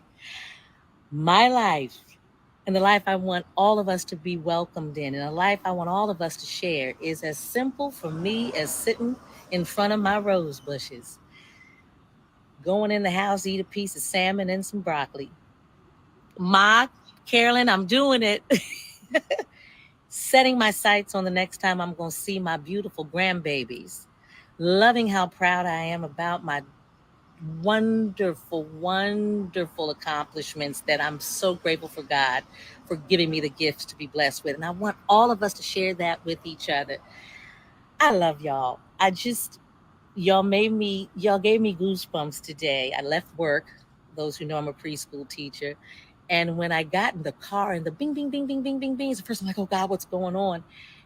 And I set the other aside because what overshadowed everything was what you all did. The love, the support, and I just love you. I just love you. And I'm going to keep you updated and continue to keep us in your prayers as we do y'all. And I love y'all. Have a good night. Bye, everybody. Wow. Wow, wow, and wow. KJ, thank you for the super chat. The ex-wife has done the work, as Iana would say. I can feel her resiliency and positivity through the screen. Hashtag goals. Hashtag goals. What a sweetheart. And did you catch? Asked us to leave the home. Whew. Leo, your thoughts? Who child? God bless her. Right? Mm-hmm. She had a beautiful spirit that just showed through. You could tell she is a preschool teacher because the way she omits. Like, you know how you talk to little small kids? You can tell by the way she omits that she really it is a positive energy. Now, Dragon Brian McKnight, he is a megalomaniac. He's a megalomaniac. This man thinks that he is everything and has always thought that about himself. You gonna ask them to leave the house, your own children? Woo, child. What kind of man are you? Whoa. And peep this. These kids did not ask to be here. Sir, you made these children. A product of sin. You made these children. The sin is on the kids and not you, sir? Come on now. Come on now. This man is outrageous. And I'm going to tell you this too. He is not, he is, what, in a lot of the things she said, this is true too. He is trying to project this thing of, nah, boo boo, I'm living this great life and you're not. Right. Because you're not with me. I got this child that I'm getting ready to name, and I'm gonna change my name for. We're living this great life. You ain't heard nothing from her. You the one always on the interview and asking the question, sliding your own children's names. She ain't done none of that. She could have been all the way through these streets talking ish about you. But she hasn't. Instead, you slide their children. This man is trash.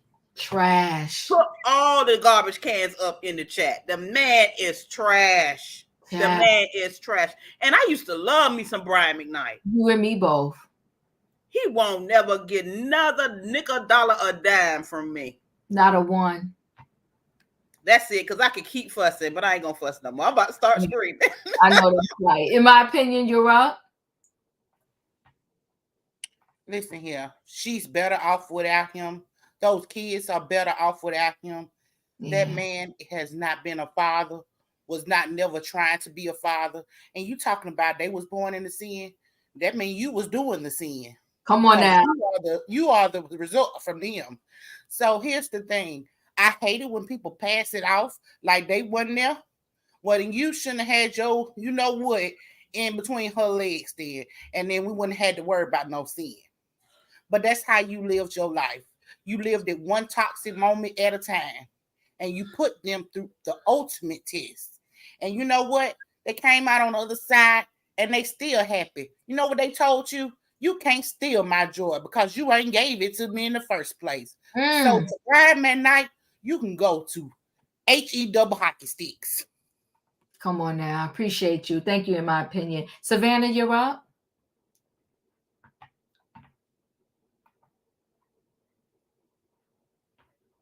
Savannah. Sorry, Diva, I'm having a fight.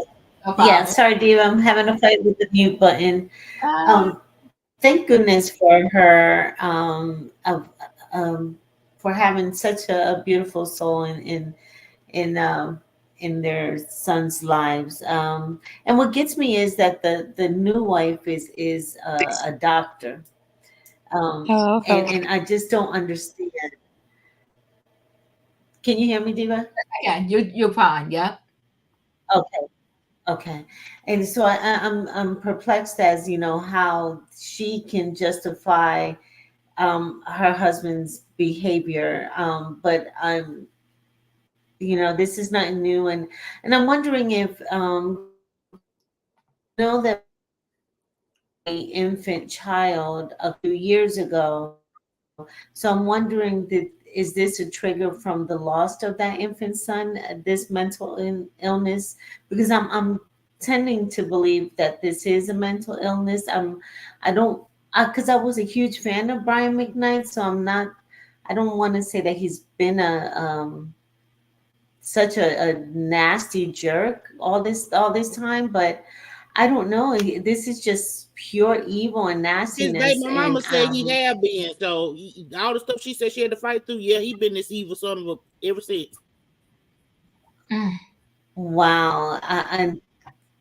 So I'm really excited to. I want to read her book. So when it does come out, I will buy it and read it, because I hate to think that he was like that all this time.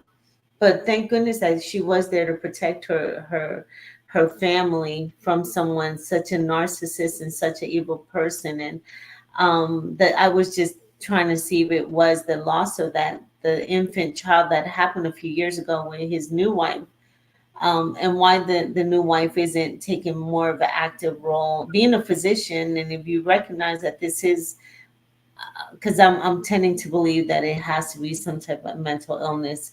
You can't be this nasty.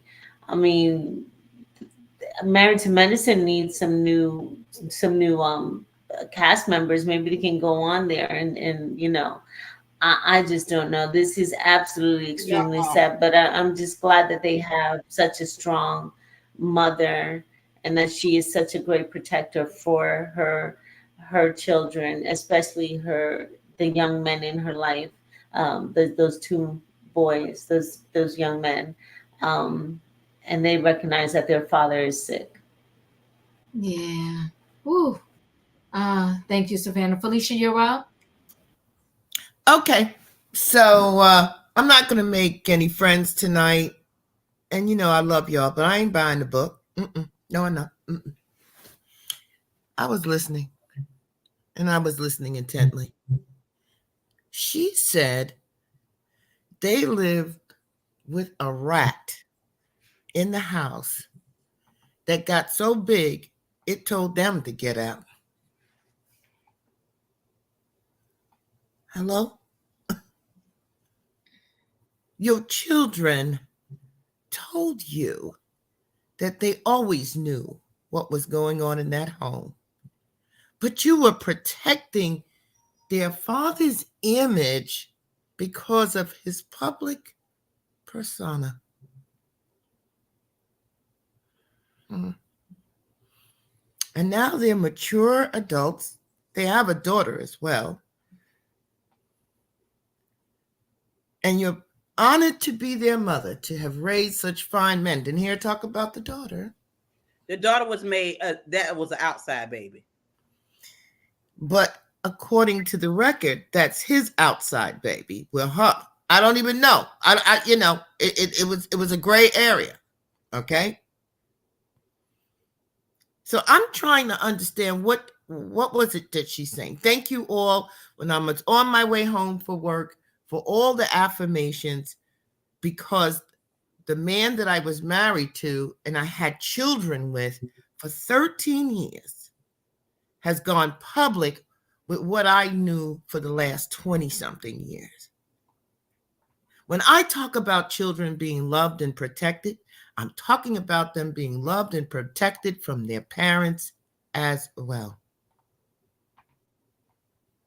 You put your children in a position where the rat told them to get out. And you're still up here talking real nice about someone who dishonored your family. No. Takes great bravery, great courage to say, this isn't working. This relationship's not it. I don't care how many love songs he makes. I don't care what the public thinks. This is not good. This is not good for me. It's not good for my children. This lifestyle is nice, but I'm not staying. And then I'm hearing Savannah talking about the current wife. She's buying the same package. Yes, he's a lot more public with his previous children. He's not speaking ill as of yet about the two adopted ones that he said are so much better than his biological ones. I remember the story that Diva did. And this new baby being everything. But when he's done with her, it's just going to be another narrative with just a different player. That's all. So when we keep signing up for people who have issues, who are not perhaps whole and healthy, who don't love and protect, then they want others to say, gee, oh, we're really sorry about what happened. What about your children? Because they have to go on. They don't get to choose their father. They don't get to choose the stepfather. They don't get to choose the stepmother.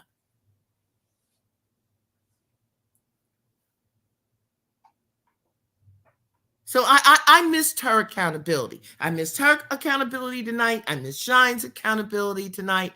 And I missed Kelvin's accountability tonight.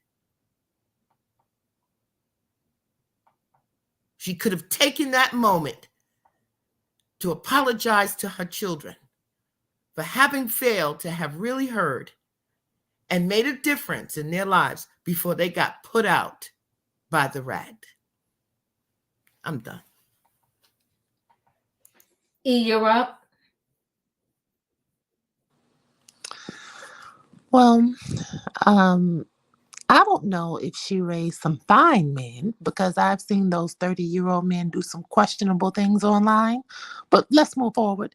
Like Felicia said, I won't be buying the book either. I don't need to trauma bond, and I don't need to finish her chapter to know the rest of the story. I have said it on this channel before. A lot of men treat their kids in a way that reflects how they feel about the mother. And I'll say it again. A lot of men treat their children in a way that truly reflects how they feel, think, and see the mother of those children. Within the article, he said he never did anything adverse to them, but on Instagram, he said he didn't raise them. Translation, he abandoned them, he disowned them, and he referred to them as sin. He referred to all 4 children as evil and negative. Brian doesn't like those mothers. Brian doesn't like those kids, and Brian hates himself. He sees no value in himself, so he sees no value in the 4 lives he has created. This is why I believe he is holding on so tightly to this doctor wife and her children, who were fathered by men who he would deem of value. And because those fathers never came onto the internet to publicly disown those 4 children who he claims he's adopted, they have fathers. Okay. He is planting this version of himself and his temporary version of reality he has created around this woman.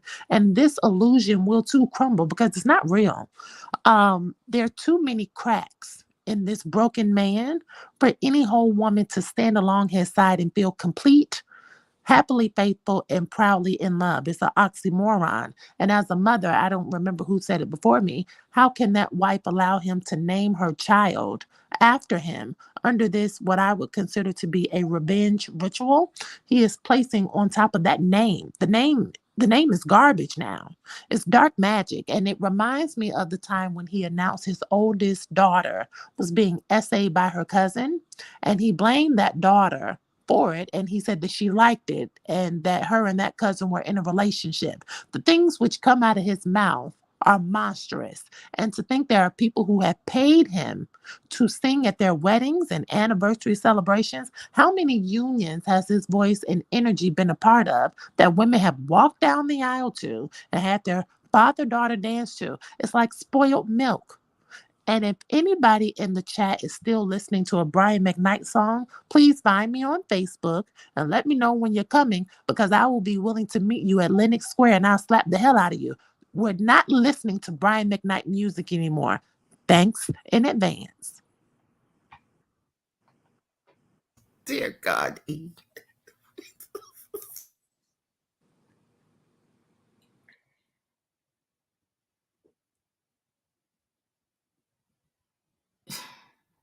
I'm coming to you, Tay. But I just want to say this. There's a lot of things that and let's not get it anyway twisted. I think Brian McKnight's behavior is deplorable, not listening to anything, but we have to be clear. If we're going to stop engaging in stuff that was done by a horrible person, I probably wouldn't even be able to sit in my home right now. Who built it? Diddy? Because literally, like, if you look into the behaviors of many people, and people we love and things that we love and we enjoy, you may find something that was somewhat deplorable that they did, and we probably would have to be, going to a well and getting our water and maybe peeing outside or something like that. I want to say this when it comes to relationships, that sometimes people don't recognize something until they recognize it. And I know plenty of people who stayed in relationships and thought they were hiding stuff from the children, and only for years later the children to come out and say, no, I heard, I knew, I this, I that, or whatever. I think in the moment, when you're in the moment of something, you think you're doing the best thing, and then later on you found out that, you know what, maybe it was not the best thing to do. But what I commend her on now, I actually communicated with Julie McKnight via I communicated with her when it broke out earlier.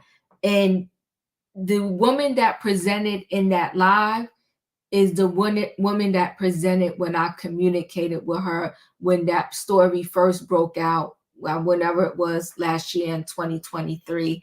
And woman after my own heart, I commend her, because even in that conversation at that time when that happened, she never came from a negative angle about this man. So that to me tells me this is who she is. And at that time said that, she went through a lot. It was a lot, but she never came from a negative angle. She told me at that time she was working on her book, and when her book came out, she'd be willing to do whatever. I'm not going to go into whole details of things when I communicated with her. But all I could say is when I communicated with her, what she spoke is who she is. She's consistent in her message and a woman of her word. And I don't think there's been a lot of times that I made decisions that in hindsight, I would have made a different decision. But when I was in the midst of the storm, so to speak, my decision, sometimes it was because I went into survival mode and I didn't recognize it for what it was when I was in it. But when I look back, I said, okay, that's where I was, and it was what it was, and it is what it is. But now, I got to move forward and do better. So she's been through a lot, and this man is next level, or whatever he is. This is next level evil. And why he feels the need to keep coming out publicly. And I could see if the kids every other day, even though he's a parent, but I would say I could see if every other day they was doing some live, they was saying something about him or whatever the case may be, but they're not. And he just seems to have these outbursts, like he's almost like, to me, constantly tried to prove to the current wife that y'all the chosen ones. I think the current wife knows that. I think her children know that. It seems like he would do anything for the current wife and her children from a previous relationship and the baby they now have together. This man, he makes my skin crawl when he talks. And I'm like, who does that? And I will never understand a person that think they can build their foundation of love off of somebody else's pain. And that wife is, in my opinion, his current wife, she's a little delusional that you can sit there and you can hear a man talk so ill about a child or children that he made and saying they're a product of sin. I can't even imagine. Tay, you're up. Well, I would MIP and Leo on this right here, because one, I'm not staying somebody who treat their child like that either, like a garbage and trash right there. And 2, he probably jealous of their peace anyway too. And 3, you put your wife, what you call it, the pellet thing. You get what I'm saying, Diva? And I'm not gonna listen to Brian Mike Rat his music either. I'm gonna skip it. When I'm gonna get in the car, I'm turn the radio on a different channel too. And matter of fact, somebody better pass me a duct tape too, so I can put it on his mouth. That's all, Diva. I appreciate you. Thank you so much, Tay Tay. Katrina, you're up. Okay. That relationship wasn't gonna work anyway because they was not equally yoked. Cause it seemed like he's living in Disney World land and she's living in reality. And his new wife, I don't know what type of doctor she is, but I could never be your patient. First of all, how can a man love your children when he don't even love his own children? Do you honestly think that's real love? That's not real love. He's playing you too. Because if you don't love your own children, there's no way you can love me. If you don't love what you put out yourself, and you saying that they're sin, they come from sin, so you was the one that was doing the sinning because the lady can't get the baby by herself, so you was sinning as well. So you supposed to be upstanding, but your kid's supposed to be sins. This is the most crazy and ridiculous thing I have ever heard. That is just, I mean, he's just totally stupid. Yes, he's living in Disney World land. He got Mickey Mouse and them going all the way around his head. Tweety is going all the way around his head because he's gone. Something is wrong with this man. He's gone because there's no possible way you finna sit up and tell me that my children are sins when your ugly, when you stopped there and made them. You the reason why they're here. They can't be here by myself. They're here because of you. And now you think that he loves your children, girl, when he don't even love his own? I don't know what doctor school she went to because she's delusional too. She got Tweety birds going around her head too because he's not gonna love your children either, girl. He's just simply telling you that he's doing that. Don't you see? He's doing that to make his other kids angry. And what type of woman are you to go with a man that's talking about his other kids? This is ridiculous. She's pathetic, and I hope that the previous wife get what she needs to get. But like you said, Diva, these kids are smarter than what they think. Kids know what's going on before you even let them know what's going on. You think you hide something? You're not hiding nothing from them children. Children are very smart and they're very intuitive. So you're not hiding nothing what happened to them. I wish she would have went out and told them. But of course, she's trying to keep his image alive. Keep him looking good. Keep us loving his music. Keep us doing that. But at home, you sit up there suffering. No, ma'am. Oh, these people. I'm done. I'm done. I appreciate you. Dustin, you're up. I just want to say that this man makes me sicker, makes me want to throw up because this is so sickening and it's awful what he done to these people and he don't have any rhyme or reason for what he's done to all his kids. I have told you about what I've been through, Diva. I'm not gonna repeat that, but it rings a bell in my head. I see a lot of red flags with what I've been through, and then it kind of puts it on repeat. So I think about what I've been through, Diva, and I also think about what these people are going through. This is not right. So Brian McKnight, do better, but we know you're not going to do better. So how about you just leave them alone and let them continue on with their life? I appreciate you, Dustin. And yes, you have shared your story with us often. So I know you understand, and I appreciate you. Listen, guys. I'm gonna say something real quick, Yeah, Diva. of course. I still have days where I think about my situation, and one of these this story today is making me a little bit emotional.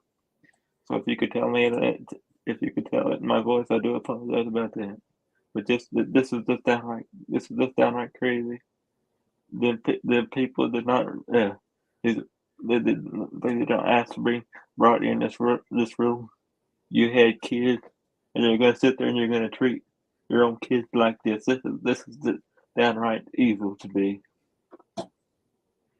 I appreciate you, Dustin, so much. Thank you for that. It's just this. I do apologize, Steve. It's how I feel right now. No, it's you're fine, Dustin. I appreciate you and thanks for being here for this story and just coming up and sharing. This is just so sad. I just when we heard the last of Brian McKnight, he comes back with something even more deplorable. It's just unbelievable. Praying for all the kids, right? And when I say all the kids, I mean even the kids that are under his watch right now, because they're learning from him, this man, of how when you I'm gonna say one more thing, Divas. I hate to interrupt you, but I hate to see what the kids are gonna be like when they grow up, and what they're gonna have to put up with when they grow up. They're gonna have some mental health issues, and I hope they're getting therapy. I appreciate that. Thank you, Dustin. Yeah, I just this is what you're seeing. You're seeing a man that came into your home as a father figure, and this is how hateful he is towards his other children. And the thing is, if he gets on social media and says this every now and then to us, imagine how many times and what he's saying in that household about his kids on a regular basis. Super sad and disappointing. We never know what's being said behind closed doors. That is I'm just gonna say that right quick, Diva. Yeah, no problem. You are correct. I'm gonna roll right into our feel-good story here. If I could find it. Okay, I think this is it. That was almost lost to the ages. Almost. Rita Braver has a story that's part history, part mystery. Look closely at this three-dimensional scene featuring a pair of exuberant dancers. You've been enslaved for 250 years and now you are free, and this is jubilation and joy. It is, according to Professor John Teal Robinson, director of the Legacy Museum at Alabama's Tuskegee University, the moment of emancipation. It's a moment that's pregnant with possibilities.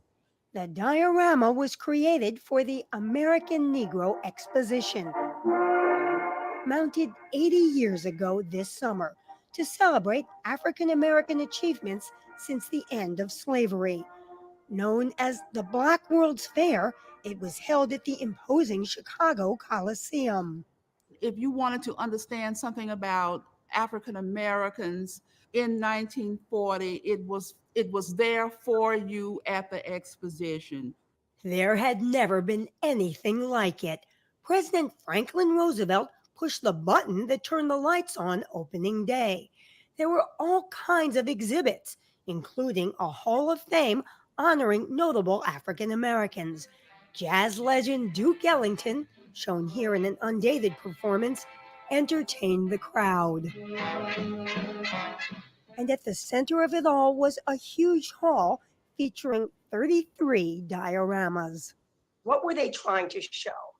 That African American people have contributed enormously to this country's development and wealth. Made of wood, plaster, and masonite, with human figures, often clay or carved wood, they portray scenes from Black history. Matthew Henson, one of the first men to reach the North Pole. The death of Crispus Attucks, a dock worker believed to be the first colonist killed in the Revolution. And the landing of enslaved people from Africa in Virginia in 1619. How can you not be swayed by what you see here? These dioramas are all recently restored. How that happened is quite a story. The 33 dioramas were all created under the direction of Charles Dawson, a noted commercial artist.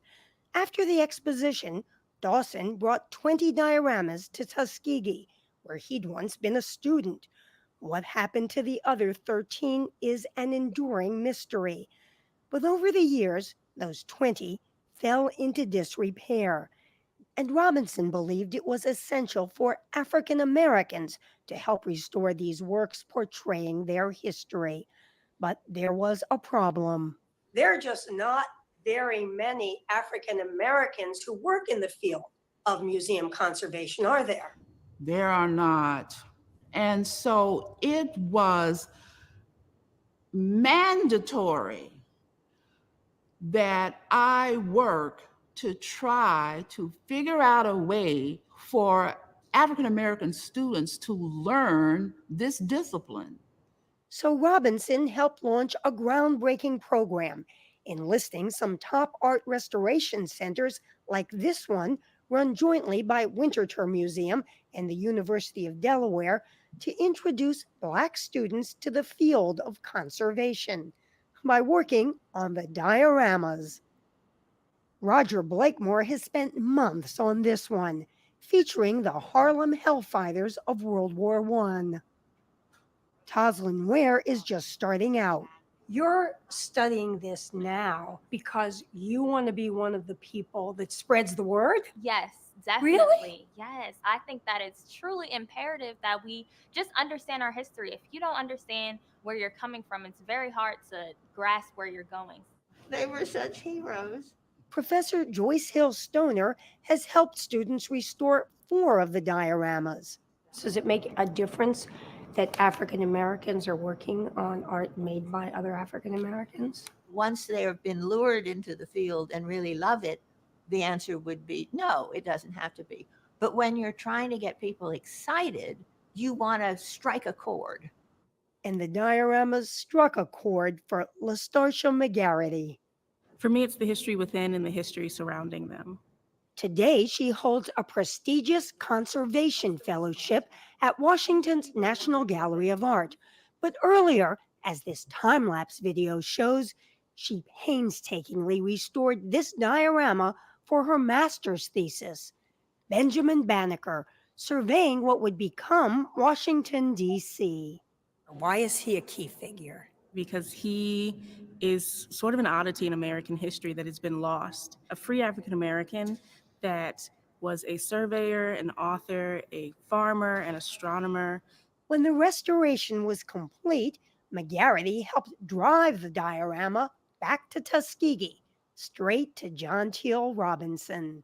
What was it like for you when Lastarcia brought you that Benjamin Banneker diorama? The circle was complete. You couldn't ask for anything better. And even as she presides over the restoration of Tuskegee's 20 dioramas, Robinson is still wondering what happened to the other 13.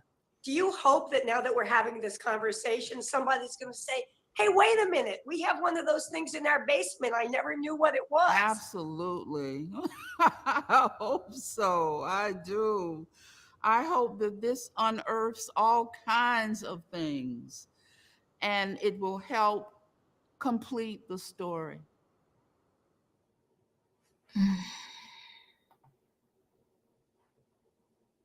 Early.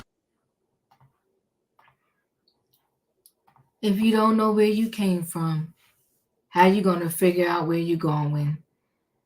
I'm going to close this out by saying that, there's a lot of people in the world that they're lost, they're troubled, they have some crazy things going on in their head. But if we're going to stand on business, we got to stand on business. I'm hoping that Shyne wakes up and stands. I said thank you for the feel good story tonight. I needed that. Thank you very much. Thank you, Dustin. Yeah. I'm sorry, guys, lost my train of thought that quick. I need Shyne to stand up and to stand on business. I need Kelvin Hunter to let it go and thank his lucky stars that he rolled on Wendy Williams' back for 2+ decades. Give her a break. The woman's not well. You're not getting the money. Let it go.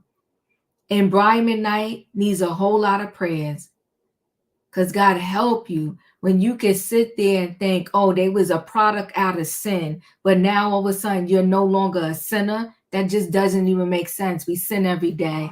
Listen, guys, if you did not hit the like button coming in, hit the like button going out. I appreciate each and every one of you for being here, and I'll see y'all next time. Good night and goodbye, everybody. Do not